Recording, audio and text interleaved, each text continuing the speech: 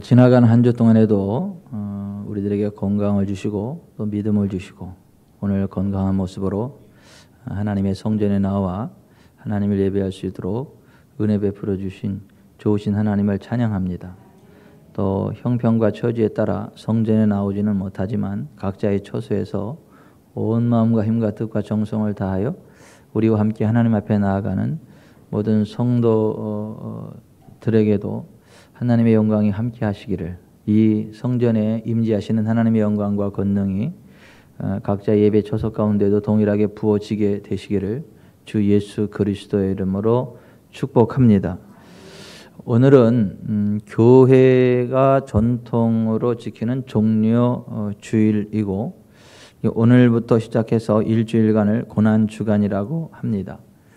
이 종려 주일이라고 하는 것은 이 땅에 구약에 예언된 메시아, 우리들의 구원자로 오신 예수님께서 이 땅에서의 공생애의 맨 마지막 주간에 예루살렘 성에 입성하시고 십자가를 지시게 되는데, 그 예수께서 공생애의 마지막 구속을 완성하시는 그 주간 예루살렘 성에 입성할 때에 수많은 사람들이 예수님을 기뻐하고 예수님의 제자들도 기뻐하면서, 예수님의 제자들은 자기들의 겉옷을 벗어서 그 예수님이 타실 나귀 새끼 위에 얹었고, 또 수많은 군중들이 자기들의 겉옷을 펴서 길에 펴기도 하고 종려나무 가지를 꺾어서 막 흔들며 예수님 앞뒤를 오가면서 호산나 다윗의 자손이여 찬송하리로다 주의 이름으로 오시는 이요 가장 높은 곳에서 호산나라고 외쳤기 때문에 그 종려나무 가지를 흔들고 예수님을 환영했다. 그래서 종려주일이라고 명명하게 된 것인데요. 그 예수님 공생의 마지막 주간에 예수님이 예루살렘 성에 입성하실 때 수많은 사람들이 그 종려나무 가지를 흔들면서 환호했던 내용이 호산나 주 다윗의 자손이여 라는 말입니다. 이 호산나라는 말은 시편 118편 25절에 나오는 호시아나라는 Save us now, 우리를 지금 구원하소서라는 기도의 호소문입니다. 그 히브리어를 헬라어로 표문자 따와가지고 호시아나를 호산나 이런 식으로 표현해낸 건데요. 그 종려나무 가지는 길이가 한 2m 정도까지 자라나는 관상수입니다. 그 중동 지방의 가장 아름다운 그 나무죠.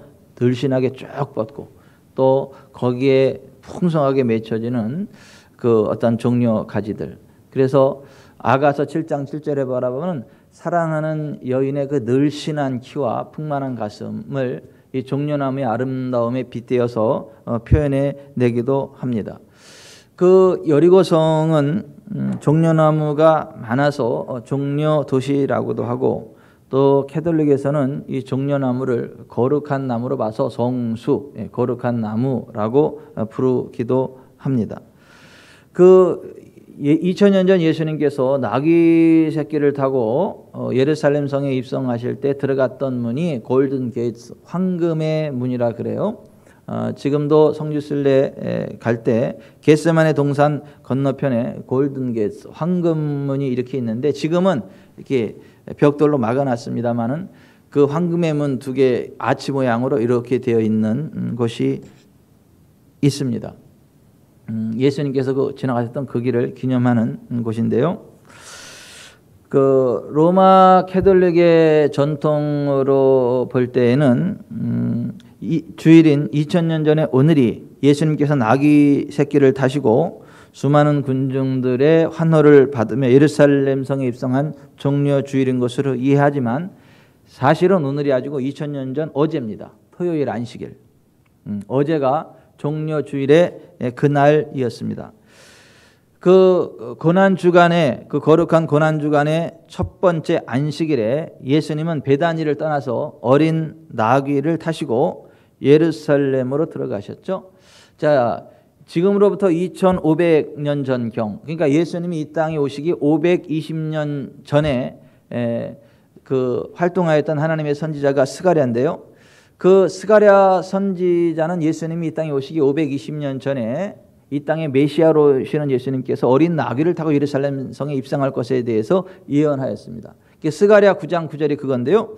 시온에 따라 크게 기뻐할지어다. 예루살렘에 따라 즐거이 부를지어다. 보라, 내 왕이 내게 임하시나니 그는 공의로우시며 구원을 베푸시며 겸손하여서 나귀를 타시나니 나귀의 작은 것 곧 나귀 새끼니라고 되어 있습니다. 구약에 예언된 대로 이 땅에 메시아로 오신 예수님은 그 스가랴가 예언한 그대로 어린 나귀를 타고 예루살렘 성에 입성하셨다는 이야기입니다. 구약의 모든 것들이 메시아로 오시는 예수 그리스도를 예표하고 있고, 특히 구약 시대 유월절 어린 양은 하나님의 유월절 어린 양으로 이 땅에 오셔서 우리를 구속하시는 예수님에 관한 정확한 예표인데요. 그 예수님은 흠없는 하나님의 유월절 어린 양으로 이 땅에 오셨죠. 그리고 그 유월절의 사건이 출애굽기 12장에 기록되어져 있는데, 그 출애굽기 12장에 기록되어져 있던 그 유월절 양의 사건이 지금으로부터 2000년 전 하나님의 유월절 어린 양 예수 그리스도의 모습을 토시 하나 틀리지 않고 그대로 예표하고 있는 것을 보게 됩니다. 예수 그리스도는 구약의 유월절 양처럼 유대력으로 7월 10일에 선택되셨습니다. 그러니까 예루살렘 성에 입성하게 되는 건데요. 예수님 일행은 유월절의 6일 전, 그러니까 지금으로부터 2000년 전 유대력으로 7월 10일 그 목요일이 유월절이었고, 그로부터 엿새 전에 여리고에서 베다니로 오셨기 때문에 이게 금요일에 해당이 됩니다. 그러니까 요한복음 12장 1절 유월절, 그러니까 목요일 유월절 엿새 전 금요일에 예수께서 베다니에 이르신 이곳은 예수께서 죽은 자 가운데서 살아나신 나사로가 있는 곳이라 이렇게 되어 있습니다. 그러니까 2000년 전 토요일, 즉 그달 10일에 베다니에서 예루살렘 성으로의 입성이 있었고, 그것이 어제라고 하는 것입니다. 그 2000년 전 어제 예수께서 수많은 군중들의 호의를 받고 그 예루살렘 성에 입성하셨던 그날 어떤 일들이 있었나? 예수님의 가장 신임을 받던 가룟 유다가 그 대제사장들을 찾아가서 내가 예수님을 당신들한테 넘길 테니까 나한테 얼마를 주겠느냐, 흥정을 했던 날입니다. 그랬을 때 그 대제사장들이 구약 스가랴서에 예언된 대로 은 30에 예수를 사겠다. 그래서 은 30에 사기로 흥정한 날이 2000년 전 어제 있었던 날이고, 실제로 가룟 유다가 예수님을 은 30을 빨고 팔았던 날은 화요일입니다.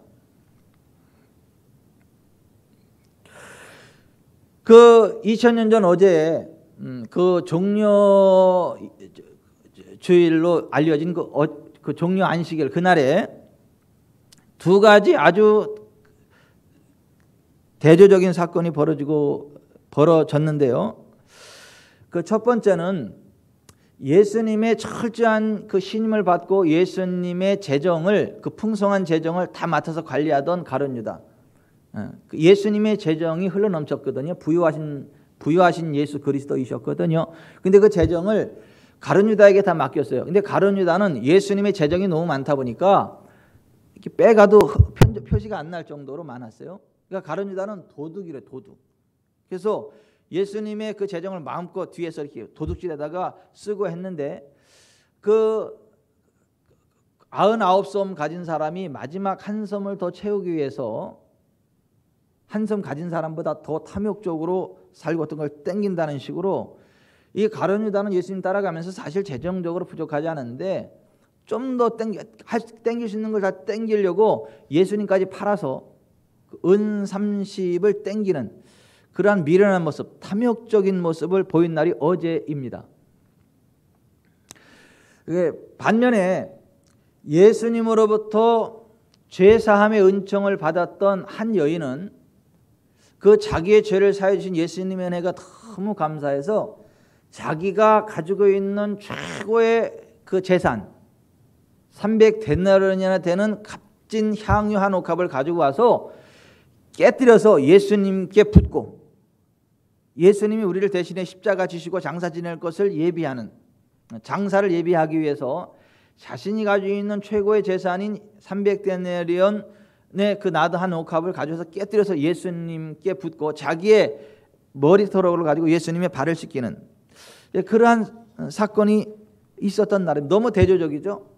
똑같은 예수님의 사랑을 받고 은혜를 받았는데 가룟 유다는 풍성한 재정 가운데 더 풍성하게 하려고 했으면 팔아버리는 파렴치한 짓을 저질렀고, 그 별로 그 부유하지 못했던 그 여인은 예수님의 은혜를 감사해서 자기 가지고 있던 모든 것들을 깨뜨려서 아낌없이 주님께 쏟아부었던 그러한 날입니다.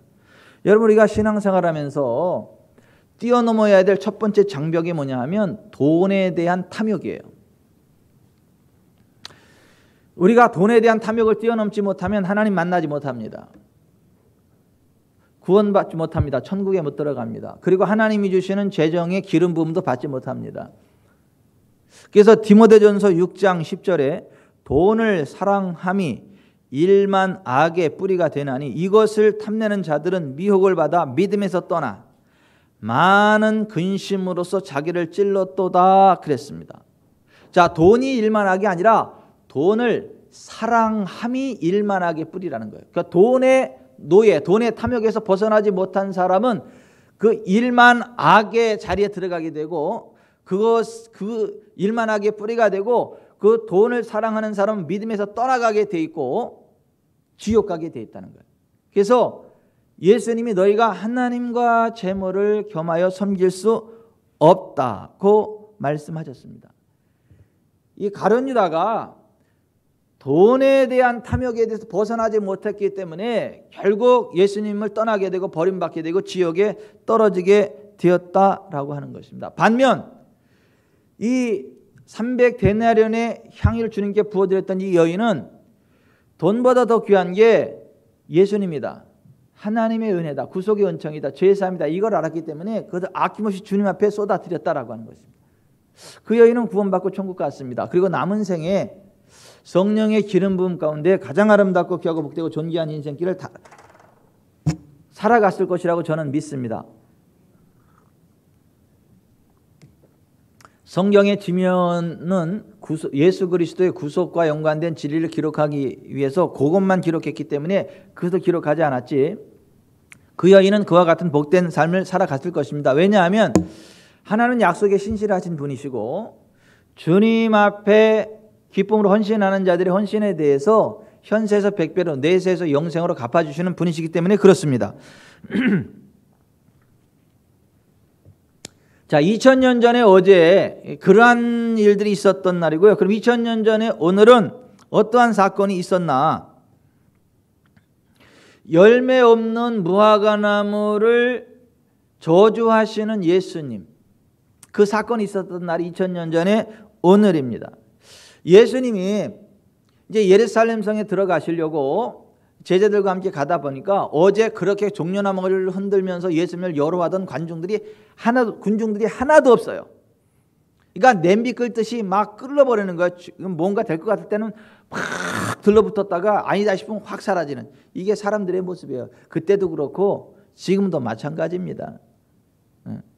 근데 그렇게 어제 그렇게 연호하던 그 수많은 군중들이 하나도 없어요. 제자들과 함께 예수님이 예루살렘으로 딱 이제 베단에서 예루살렘으로 올라가는데 시장하세요.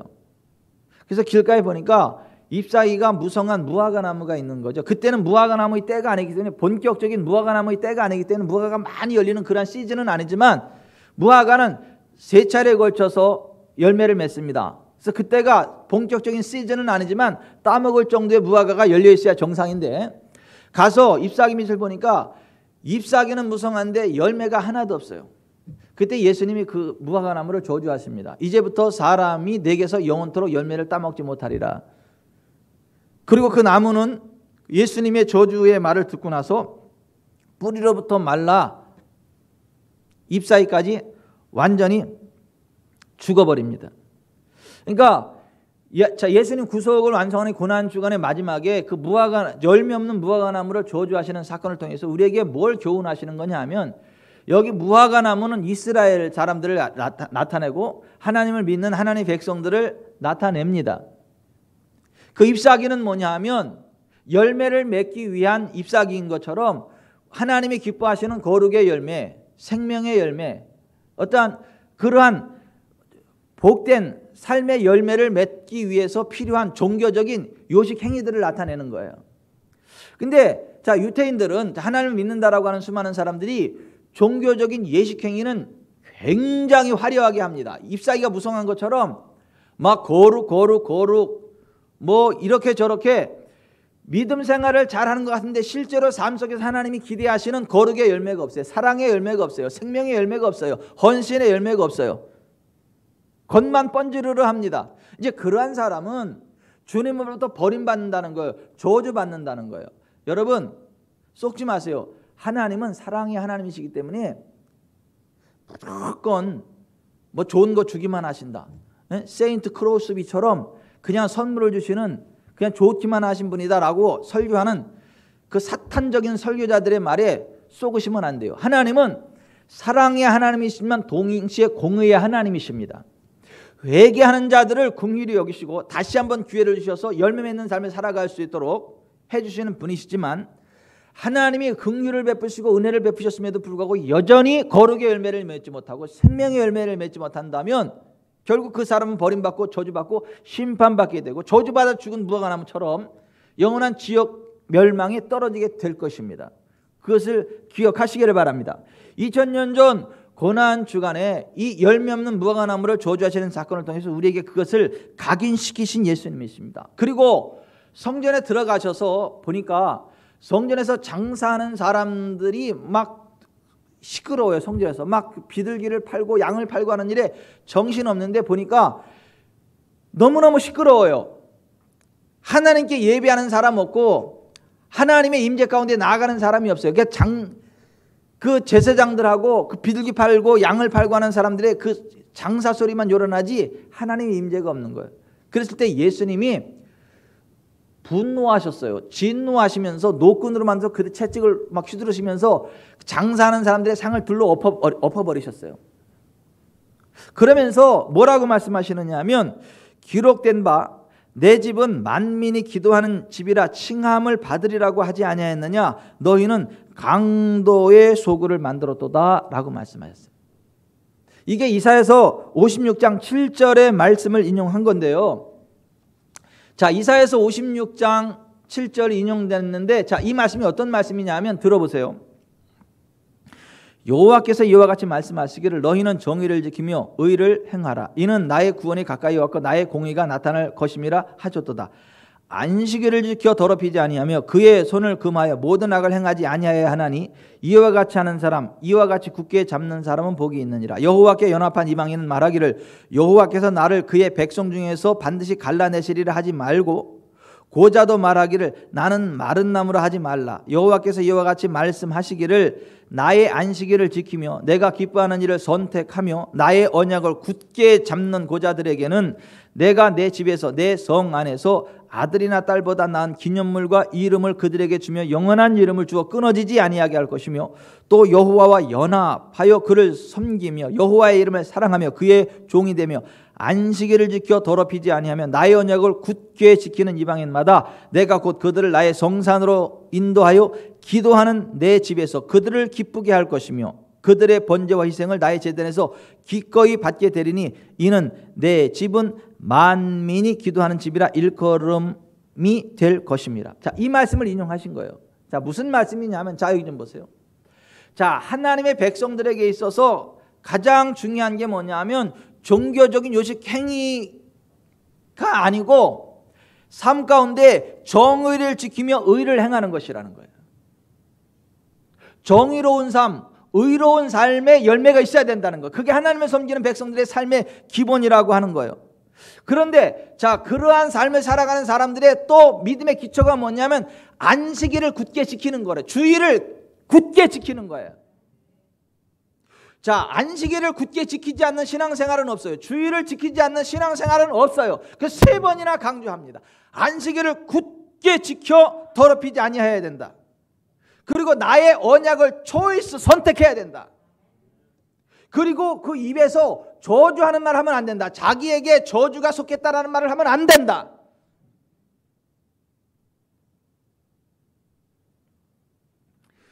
긍휼을 베푸시는 하나님, 은혜를 베푸시는 하나님을 바라보면서 하나님께 연합하면서, 그러니까 하나님을 굳게 붙잡으면서 하나님의 성전에 나와서 하나님 앞에 믿음으로 기도하면 하나님이 그를 받으시겠다는 거예요. 그에게 구원의 은총을 베풀어 주시겠다는 거예요. 하나님의 공의를 드러내시겠다라고 하는 거예요. 성전은 뭐냐 하면 안식일에, 주님의 날에 주님 앞에 나온 하나님의 백성들이 하나님 앞에 믿음으로 나아가면서 예배해야 된다는 거예요. 믿음으로 기도해야 된다는 거예요. 그러면 하나님이 그것에 임재하셔서 영광을 받으시고 구원의 은총을 베푸신다는 거예요. 치료의 은총을 베푸신다는 거예요. 그런데 2000년 전 예루살렘 성전에는 제사에 쓸 비둘기와 양 같은 걸 주고 사고 파는 그런 건 있었는데 그 비둘기를 왜 사는 거예요? 지금 가난한 사람이? 자, 중산층이 양이나 염소를 왜 사는 거예요? 부자가 황소를 왜 사는 거예요? 자기의 죄를 거기다 전가해서 그 피를 가지고 하나님 앞에 뿌리며 나아가서 하나님의 임재의 지성소로 들어가서 하나님을 만나고 하나님이 주는 구원의 은총을 받기 위함인 거예요. 그런데 그들은 제사에 쓰일 양과 비둘기 뭐 그런 걸 사고 파는 데만 집중돼 있었지 그것을 가지고 하나님께 나아가는 그거는 망각해 버렸다는 거예요. 하나님의 임재가 없어요. 하나님의 만져주심이 없어요. 그거는 깡패들의 소굴이지 하나님의 집이 아니라는 거예요. 하나님의 성전이 아니라는 거예요. 자, 신앙의 기초는 뭐냐면 성일에, 안식일에, 주님의 날에, 여호와의 날에 성전에 나오는 거예요. 하늘이 두 쪽 나도 나오는 거예요. 그리고 하나님의 언약을 초이스 선택하는 거예요. 그리고 하나님과 연합하는 거예요. 하나님 임재 가운데로 나아가는 거예요. 그리고 온 마음과 힘과 뜻과 정성을 하나님께 기도로 나아가는 거예요. 그러면 그는 저주받은 사람일지라도 고자일지라도 이방일지라도 하나님의 천국에 들어갈 자격이 안 될지라도 하나님이 긍휼력이 있어서 그를 구원해 주시겠다는 거예요. 그를 치료해 주시겠다는 거예요. 그를 회복시켜 주시겠다라고 하는 것입니다. 여러분, 이것이 살아있는 신앙의 기초라는 거예요. 그것이 없으면 강도라는 거예요. 가짜라는 거예요. 여러분, 오늘날 뭐 지금 코로나19 사태로 인해서 이 성전에 모이는 예배를 포기한 교회들이 70% 거의 70% 육박해요. 뭐 온라인 예배를 드린다고 그래요. 근데 죄송한데요. 정말 온라인 예배가 최선인 사람이 그게 최선이라 정말 온 마음과 힘과 뜻과 정성을 다해 온라인을 예배 드린다라고 한다면 하나님이 그 예배도 긍휼히 여기시고 받아주시는 것은 맞아요. 하지만 그것은 예배의 대용품이지 진짜 예배는 아니에요. 하나님이 진짜 원하시는 예배, 진짜 예배는 뭐냐면 성전에 나아오는 거예요. 성일에 기도하는 하나님의 집 성전으로 나와야 된다는 거예요. 3번이나 강조하시는 거예요. 그리고 예수 보혈을 힘입고 아버지 앞에 나아가야 되는 거예요. 그리고 하나님이 임재하시고 하나님이 만져주신 가운데 죄사함이 있고 치유가 있고 회복이 있고 부흥이 있고 자유가 있는 거예요.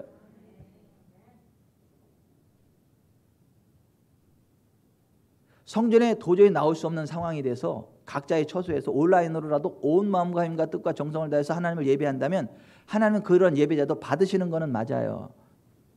그러나 나 편하자고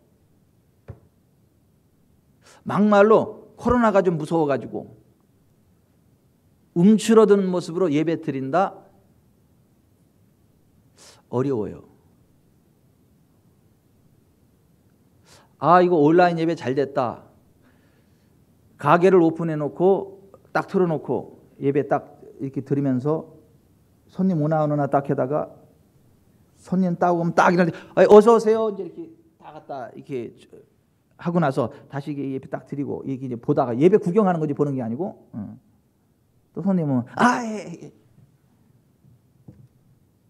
예배 다 끝나면 이제 자기가 예배 드렸다고 생각을 해. 자기가 예배를 구경하는 것이 드리는 게 아니에요. 그거는 거기 무슨 하나님의 임재가 있어요? 하나님의 만져주심이 있어요? 여러분 하나님과 만남이 없는 예배는 예배가 아닌 거예요. 성전에 와도 마찬가지예요. 물론 온라인 예배로도 하나님의 임재 가운데 들어가는 사람이 있습니다. 그게 최선인 사람은 온 마음과 힘과 뜻과 정성을 다하여 정말 집중해서 하나님께 나아가는 사람은 온라인 예배를 통해서도 하나님의 임재 가운데 들어갑니다. 하나님 만져주심 가운데 들어갑니다. 그런 사람은 참된 예배자 맞아요. 그런데 굉장히 힘들어요. 그렇게 되기가 굉장히 힘듭니다.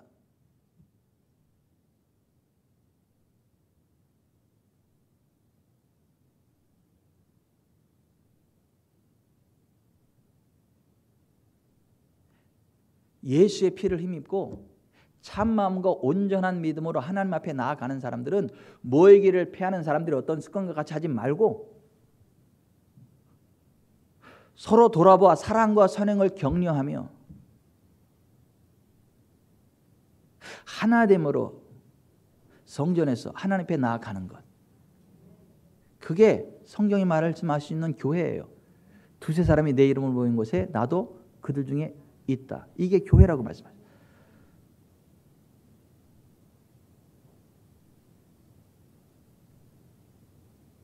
여러분 쏘으시면 안 돼요. 온라인으로 예배를 구경하는 거, 예배를 때우는 걸 가지고 예배를 드렸다라고 쏘으시면 안 됩니다. 제가 다시 말씀드려요. 온라인 예배가 다 가짜다. 그 얘기는 아닙니다. 온라인 예배는 하나님이 안 받는다. 이런 얘기는 아니에요. 그게 최선이라고 한다면.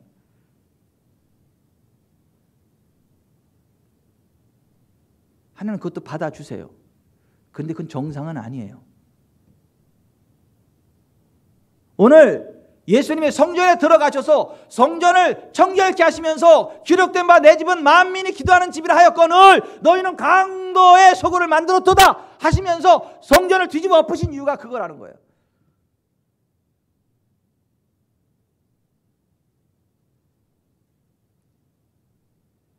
여러분 하나님께서 어떤 자들에게 긍휼을 베푸세요? 시편 51편 17절에 하나님의 구하시는 제사는 상한 심령이라. 하나님이여 상하고 통회하는 마음을 주께서 멸시하지 아니하시리다. 상하고 통회하는 마음으로 하나님 앞에 나오는 자들을 하나님이 받아주신다는 거예요. 하나님이 어떤 자들을 찾으십니까? 시편 145편 18절에 여호와께서는 자기에게 간구하는 모든 자, 곧 진실하게 간구하는 모든 자에게 가까이 하신다 그랬어요. 진실되게 간절히 구하는 자들을 가까이 하신다는 거예요. 그런 사람들을 찾으신다는 거예요. 예배 구경하는 사람들이 아니라 온 마음과 힘과 뜻과 정성을 다해 하나님을 예배하는 자, 자기의 몸을 하나님이 기뻐하시는 거룩한 산제물로 드림으로 하나님께로 나아가는 자, 그런 자를 하나님이 찾으신다. 하나님 어떤 자를 가까이 하시고 복을 주십니까? 이사야서 56장 2절에 안식일을 지켜 더럽히지 아니하며 그의 손을 금하여 모든 악을 행하지 아니하여야 하나니 이와 같이 하는 사람, 이와 같이 굳게 잡는 사람은 복이 있느니라 그랬어요. 안식일을 지켜 더럽히지 않고 악을 행하지 않는 그 삶의 기초 위에서 하나님의 언약을 굳게 잡는 사람, 그 사람에게 하나님의 복이 임한다. 안식일을 굳게 지키고 의를 행하는 그 기초 위에 서서 하나님의 언약을 붙잡을 때에 하나님의 복이 임한다는 거예요.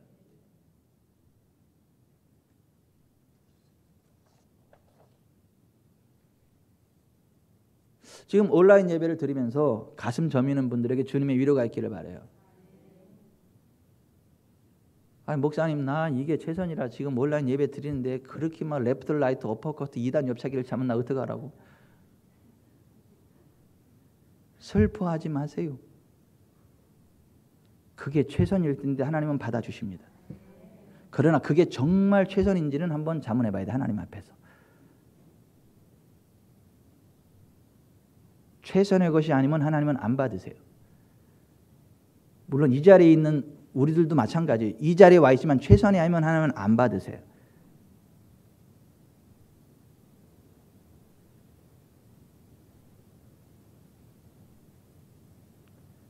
여러분 2000년 전 이 고난 주간에 우리가 한번 깊이 생각해보고 고민해봐야 될 사람들이 몇 명 있어요.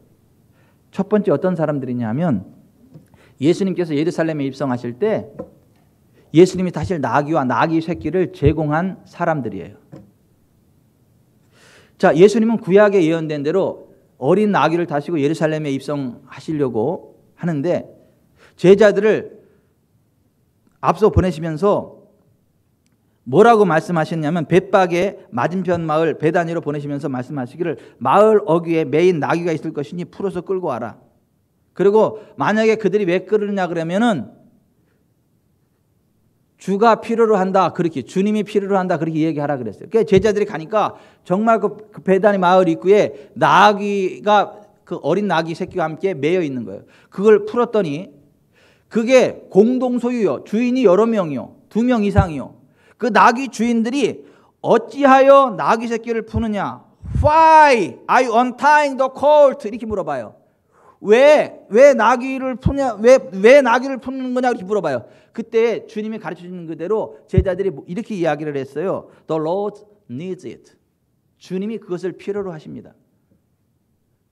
우리말 성경엔 주가 쓰시겠다 이렇게 번역이 되어 있잖아요. 이건 번역이 조금 덜 훌륭해요.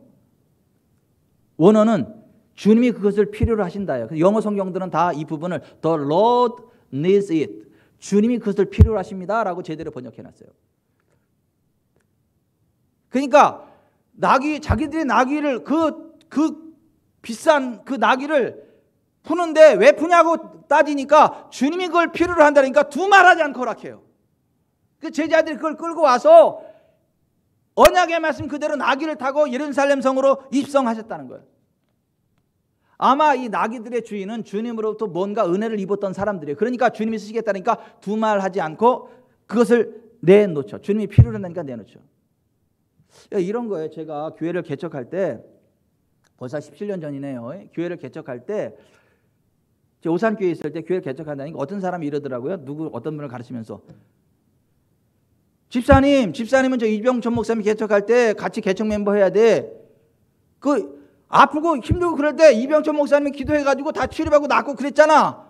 그럼 사람이 의리가 있지. 이병천 목사 개척한다는데 같이 해야지. 이렇게 얘기하더라고 어떤 사람이. 여러분 사람끼리도 어떤 은혜를 입었으면 은혜에 대해서 갚아야 되겠다 이런 생각을 해요. 그죠? 근데 다 그렇지는 않더라고요. 어떤 사람은 은혜를 입었어도 그걸 당연한 걸로 여기고 갚으려고 하지 않아요. 그리고 계속 움켜쥐려고만 하는 사람이 있어요. 줘도 계속 움켜쥐려고만 하고 받은 은혜에 고마워할 줄 모르는 아주 악한 사람들도 있어요. 하지만 이 나귀 이 주인들은 주님으로부터 받은 은혜를 알았기 때문에 주님이 그것을 필요로 한다고 할 때 두말하지 않고 허락했다는 거예요. 여러분 정말 우리가 주님의 은혜를 받은 자라면 정말 주님의 보혈로 구속함을 받은 하나님의 자녀라면 주님이 뭔가 필요로 할 때 기쁨으로 헌신하는 은혜가 있기를 바랍니다. 주님이 내가 가진 어떤 것들 필요로 할 때 두말하지 않고 주님 필요하세요? 네 쓰세요 하고 주님 앞에 허락해드리는 은혜가 있기를 바랍니다. 오늘 나귀의 주인들이 그랬다. 성경은 그렇게 말씀하고 있어요. 여러분 정말 예수님의 피로 예수님 없으면 벌레와 같은 우리잖아요. 지옥에 떠질 우리잖아요. 근데 예수님이 우리를 위해 죽으셨잖아요. 그 주님을 위해서 내가 뭔가 드리고 싶은데 내 몸밖에 드릴 게 없어서 안타깝다. 그러한 찬송가가 있어요. 그게 찬송가 143장이에요. 웬 말인가 날 위하여 주 돌아가셨나 이 벌레 같은 날 위해 큰 해 받으셨나 늘 울어도 눈물로써 못 갚을 줄 알아 몸 밖에 드릴 것 없어 이 몸 바칩니다.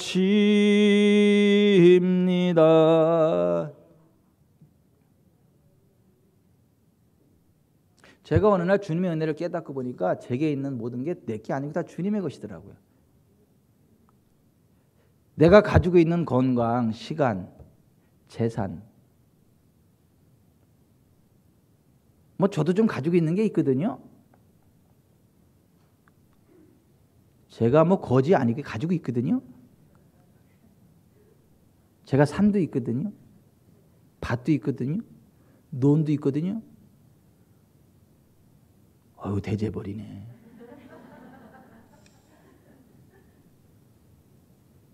그런데 그게 내 게 아니더라고. 주님의 것이더라고. 그래서 주님이 필요로 하면 그리고 주님이 쓰실 거더라고. 그냥 내 이름으로 돼 있는 것이지 주님의 것이더라고. 주님이 쓰시겠다 하면 아멘. 그래서 주님 언제든지 말씀하세요. 이게 내 삶이야. 근데 오늘 나귀들의 주인이 그런 거예요. The Lord needs it. 주님이 그걸 필요로 하십니다. 그러니까 두말하지 않고 그냥 가져가라는 거야.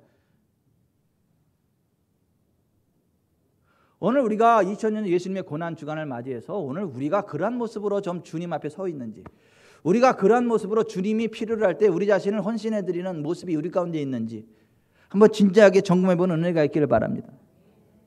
여러분, 예수님으로 죄사함의 은혜를 받은 이 여인이 자기가 가지고 있는 전 재산 300데나리온을 깨뜨려서 주님 앞에 드렸잖아요.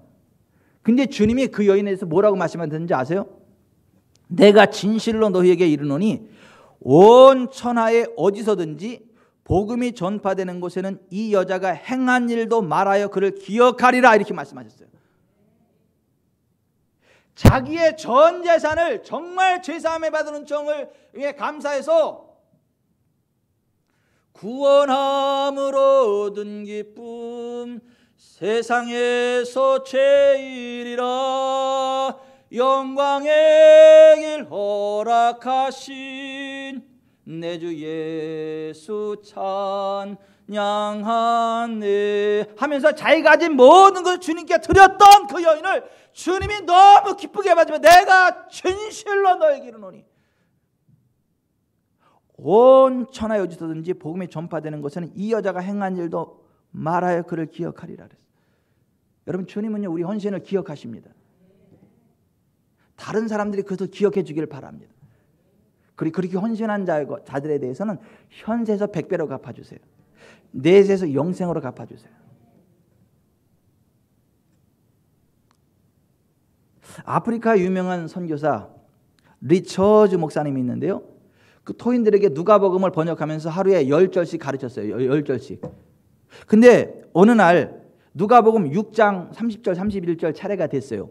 근데 그 말씀이 뭐냐 하면 내게 구하는 자에게 주며 내 것을 가져가는 자에게 다시 달라 하지 말며 남에게 대접을 받고자 하는 대로 너희도 남을 대접하라. 근데 이것을 가르치면 토인들이 자기가 가지는 거 다 달라 그럴 것 같아. 그러면 줘야 되잖아요. 그래서 침 꿀꺽 생기고 이거 건너뛰고 다음 부들부터 가르쳤어요. 근데 하나님이 막 마음에 막 책망을 하시는 거야. 야, 너 내 말을 안 가르치고 왜 네가 조작해서 편집해가지고 네가 가르치는 것만 가르치냐? 내 말을 있는 그대로 가르쳐야지. 하나님이 누르니까 나중에 이 리처즈 선교사님이 두 손 두 발 들고 알았어요. 하나님 말씀대로 할게요. 근데 가르치면 다 달라를 줘야 되는데 난 뭐 가지고 사역해요? 그 말씀을 진짜 토인들한테 가르쳤어요. 그랬더니 믿음대로 되더라고. 아멘이 아니요. 지금 토인들이 와가지고 이 선교사님이 가지고 있는 모든 것들을 다 달라 그러는 거야. 하나도 남김없이. 그러니 어떻게 해요? 뭐 구하는 자에게 주고 가져가는 자에게 다시 달라 하지 말라 그랬잖아요. 그러니까 그 말씀 가르쳤으니까 그 토인들이 달랜 대로 다 줬어요. 아무것도 안 남았어. 이제 뭐 가지고 사역하나 이 걱정이 됐는데, 놀라운 건 뭐냐면 토인들이 다 가지고 가더니 얼마 안 있다 그걸 다시 다 가져오더래. 다시 다 가져오고 그 선교사님을 주면서 하는 얘기가 뭐냐면, 당신은 진짜 하나님의 종입니다. 그래서 정말 그 리더십이 세워지더라는 거예요. 그들이 믿음으로 세워지더라는 거죠. 이 선교사님이 더 풍족해지더라는 거죠. 여러분, 하나님께도 그렇고 사람들에게도 그렇고요, 움켜쥐면 계속 삶이 쪼그라들고 빈핍해지지만 베풀고 나누고 헌신하는 자들에게는요 더 풍성함이 주어집니다. 그게 하나님 복된 삶의 기본이에요. 이 여인도요, 자기가 가지는 모든 것도 주님 앞에 드렸더니 주님이 너무 기뻐하시면서 아멘 레고 휘민 내가 진실로 너에게 이른다 하면서, 그 진실이라는 말을 하시면서 복음이 전파되는 온전에 언제든지 이 여자가 행한 일을 말하여 기념하게 할 거다. 여러분, 우리가 주님 앞에 좀 그러한 아름다운 헌신의 족적이 있기를 바랍니다. 아멘. 여러분, 이 고난주간에 예수님이 예루살렘에 입성하시면서 감람산에서 제자 2명을 예루살렘에 보내시면서 이렇게 말씀하세요. 마가복음 14장에 성내로 들어가라. 그리하면 물 한 동이를 가지고 가는 사람을 만나리니 그를 따라가서 어디든지 그가 들어가는 그 집 주인에게 이르되 선생님의 말씀이 내가 내 제자들과 함께 유월절 음식을 먹을 나의 객실이 어디 있느냐 하시더라 하라. 그리하면 자리를 펴고 준비한 큰 다락방을 보이리니 거기서 우리를 위해 준비하라 하시니 제자들이 나가 성내로 들어가서 하시던 말씀대로 만나 유월절 음식을 준비하니라. 자, 여기 보면 큰 대저택을 가지고 있는 사람이 있어요. 근데 이 사람도 예수님의 은혜를 입은 사람이야. 예수님이 그 사람이 큰 다락방을 가지고 있는 거기를 좀 쓰겠다고 이야기하니까 두말하지 않고 자기의 큰 다락방을 제자들과 함께 예수님이 마지막 유월절 성찬식을 제정하는 그 장소로 쓰게 만들었어요. 내 집인데 왜 들어와요? 내 집인데 왜 쓰라? 이게 아니고 주님이 필요로 할 때 자기의 큰 다락방을 내줬어요. 예수님이 제자들 거기서 마지막 유월절 만찬을 하시면서 빵을 떼주면서 이것은 너희를 위한 내 몸이다. 너희가 이것을 행할 때마다 나를, 구약에는 유월절 어린 양의 살을 먹었지만 이제는 나의 살을 먹어야 된다. 내가 이제 십자가를 지고 죽을 건데, 채찍에 죽을 건데 나의 찢긴 몸을 먹어야 된다. 그 찢긴 몸을 기념할 때 이 떡으로 기념하라. 떡을 떼어주면서 이 떡을 먹을 때마다 나를 기념하라. 포도주를 떨어지면서 내가 너희를 위해 나의 피를 흘릴 거고 내 피로 너희를 씻어낼 건데, 포도주를 따라주면서 이 잔을 마실 때마다 내 피를 기념하라. 언약의 피를 기념하라. 그래서 구약의 유월절을 예수님의 살과 피를 기념하는 성찬식으로 바꿨어요. 고난주간에. 그리고 십자가를 가지고 채찍에 맞으시고 십자가를 가지고, 자, 그 장소를 허락한 사람이 있단 말이에요. 그 큰 다락방. 근데 후에 그곳에 120명이 와서 하나님 앞에 기도하면서 오순절 성령의 그 강력한 그 기름 부음과 불 기둥이 임한 장소가 거기에요. 베드로가 감옥에 갔을 때 초대 예루살렘 교회 성도들 숨어서 기도하던 장소가 거기요. 그 사람의 집이 하나님의 일을 위해서 정말 아름답게 쓰임받는 집이 됐다. 자기의 집을 기쁨으로 헌신했다는, 그게 고난주간에 있었던 일이에요. 오늘 우리 어때요? 오늘 우리의 삶은 어때요? 우리가 그러한 모습으로 살아가고 있는지 모르겠어요. 정말 주님의 일을 위해서 나의 집을 개방하는 삶을 살아가는지 모르겠어요. 정말 여러분의 집이 셀 모임의 장소로, 정말 하나님을 예배하고 성도들 간의 교제하는 그런 장소로 쓰임받고 성찬식을 하고 그런 곳으로 쓰여지는지 모르겠어요. 아이고, 하나님의 은혜로 참 넓은 집, 좋다, 이제 그렇게만 살아가느냐? 아니면 힘들고 어려운 사람들 불러다가 맛있는 음식도 해 먹이고 떡과 포도주를 갖다 놓고 하면서, 이 떡으로 말할 것 같으면 예수님의 찢긴 몸인데 하면서 그 예수님의 복음을 전하고, 이 포도주를 말할 것 같으면 예수님의 흘린 피를 기념하는 건데 예수님 피를 왜 흘렸느냐 하면서 복음을 전하고, 그러한 좀 집으로 쓰이고 있냐 이거. 쓰시고 계세요? 내가 개별적으로 콕 찍어서 여쭤보고 싶은데 그러면 심장이 멈출 것 같아가지고 그냥 이렇게 다 한번 여쭤보는데 그렇게 쓰시고 계세요? 그렇게 쓰셔야 되는 거예요. 2000년 전 고난주간에 그런 일이 있었다고요. 오늘 우리가 고난주간을 보내면서 그런 거 좀 깊이 묵상해 봐야 된다. 예수님의 찢긴 몸과 흘리신 피를 먹고 마실 때 치유가 일어납니다. 연약한 자 강해집니다. 근데 그것을 모르고 형식적으로 하니까 약한 자 여전히 약하고 죽어가는 자 여전히 죽어가고 병든 자 여전히 병들지, 정말 예수님의 찢긴 몸과 흘리신 피를 주님 마음으로 떡과 포도주를 먹고 마시면 치유가 있다는 거예요. 회복이 있다는 거예요. 부흥이 있다는 거예요. 자유가 있다는 거예요. 그 오늘 그래서 성찬식 하는 거예요.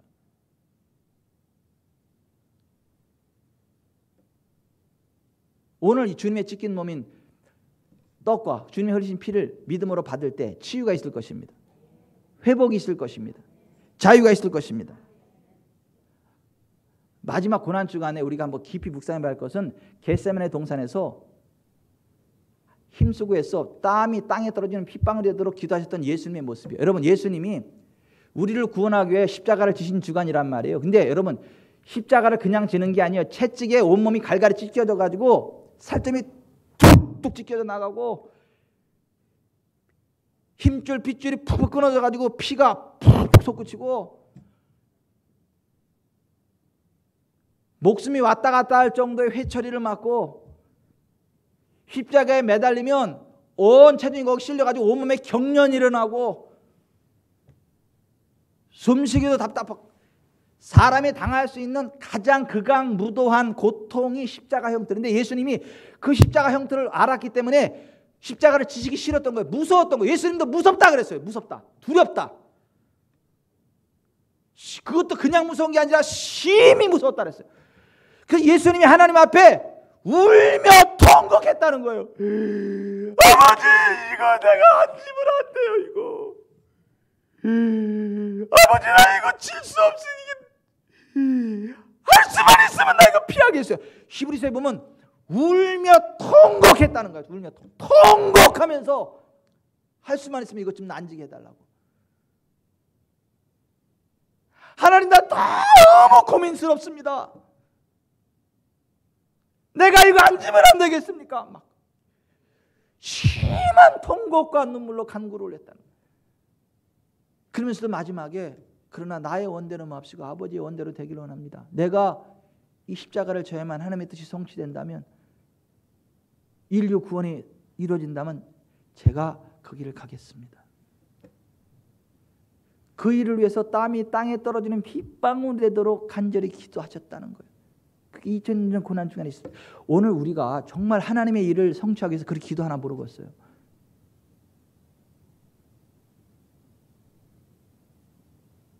뭘 위해서 기도하십니까, 여러분은?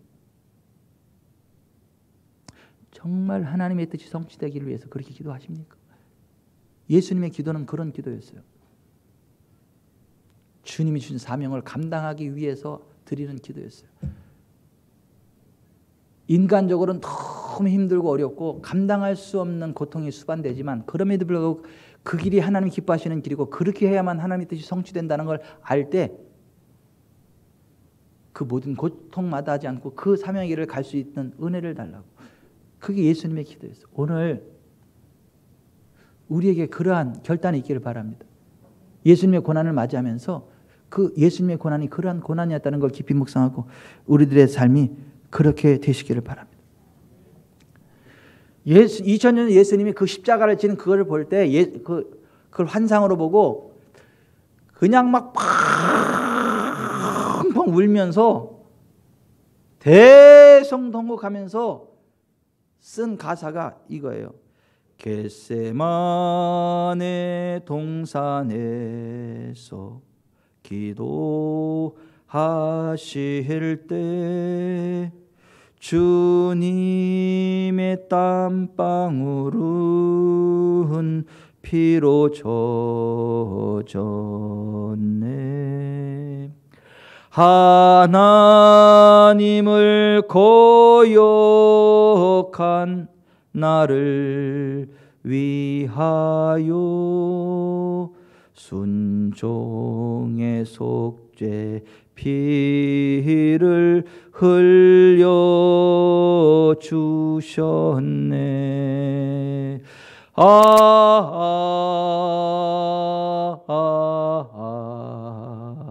주의 사랑 깊고 크셔라. 내 영혼의 파도처럼 메아리 쳐온다. 대성통곡하면서, 이게 조영기 목사님의 작사야. 이게 예수님 이 채찍에만 십자가 매달린 그 유혈의 그 모습을 보고 대성통곡하면서 이 가사를 쓴 거예요. 그분을 통해서 하나님의 치유가 나타나는 거예요. 하나님의 치유가, 하나님의 부흥이 나타나는 거예요. 하나님의 권능이 나타나는 거예요. 그 자식들이 삐딱돈 타고 그 사모님이 엉뚱한 짓 해가지고 그분의 사역의 말년이 참 그렇긴 한데, 우리 하민이하고 하림이하고 하진이는 똑바로 갈 거래. 제가 선포하고 있거든요. 하나님의 은혜 안에서 그렇게 될 것이라고. 우리 순희 씨도 엉뚱한 짓 안 하고 똑바로 갈 것이라고 제가 선포하고 있거든요. 제가 조영기 목사님을 보니까 그러한 것도 기도해야 되겠더라고. 본인이 아무리 신실하게 그렇게 해도 자식들이 삐딱선 타면, 옆에 있는 사람이 삐딱선 타면 그 사역이 완전히 하나님의 영광을 가려주는 이상한 쪽으로 막.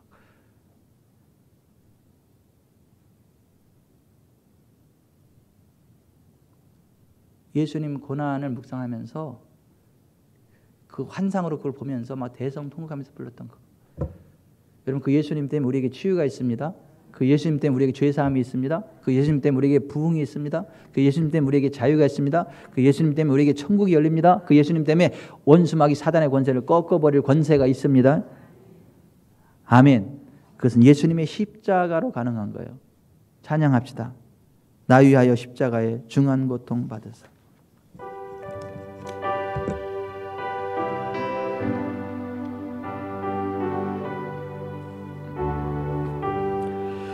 날 위하여 십자가에 중한 고통 받으사 대신 죽은 주 예수의 사랑하신 은혜요, 보배로운 피를 흘려 영영 죽을 죄에서 구속함을 받으노리 어찌 찬양 안 할까. 가슴에 손을 얹고 눈을 감고 기도합니다. 2000년 전 예수님이 우리를 위하여 그 모진 고난을 당하신 그날이, 그 주간이 이번 주간이에요. 물론 지금은 예수님은 부활의 주님으로 영광의 주님으로 우리와 함께 하십니다. 그러나 2000년 전 주님이 가신 그 길을 깊이 묵상하면서 그 주님의 고난이 결코 헛되지 않도록, 그 주님의 고난으로 구속함을 받은 자답게 나귀들의 주인처럼, 300대는 헌신한 그 여인처럼, 자기의 집을 주님께 드렸던 그 사람처럼 정말 주님 앞에 헌신된 삶을 살아가고 있는지 점검하면서, 하나님 내가 그렇게 살아가겠습니다. 도와주십시오. 기도하겠습니다.